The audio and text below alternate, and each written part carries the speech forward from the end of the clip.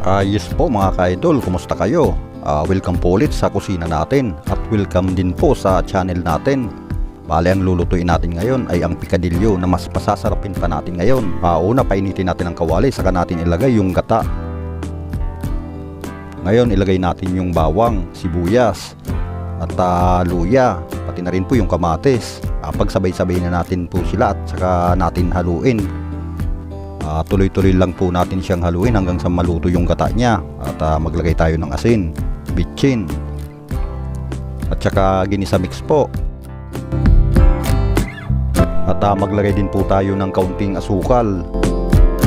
At tuloy-tuloy lang nating haluin hanggang sa kumulo para hindi mamuo yung gata.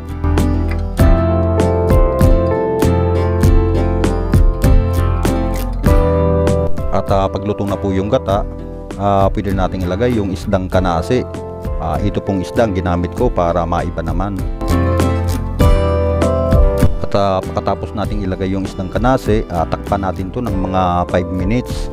At pagkatapos ng 5 minutes, hanguin po muna natin yung isdang kanase para hindi po siya madurog pag lagay natin ng gulay. Malambot kasi ang laman ng isdang ito.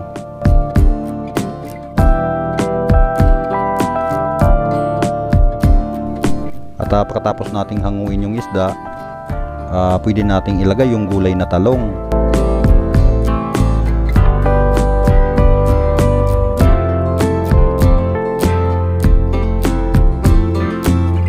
At pag nakita nyong medyo half-cook na yung gulay na talong, pwede na po nating ilagay yung pechay.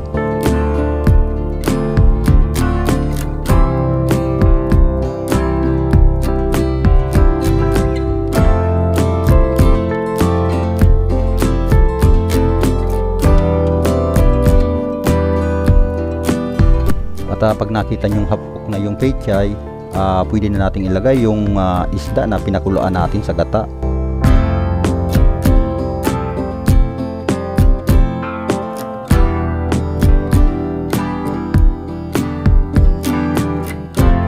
At habang kumukulo siya, maglagay po tayo ng siling haba. Saka natin ilagay ang purong gata.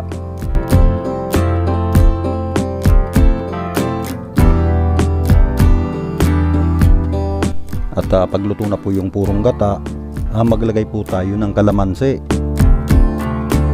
At pakalagay nyo po ng kalamansi, bali magantay na lang po tayo hanggang sa maluto yung gata niya at medyo matuyo yung sabaw niya.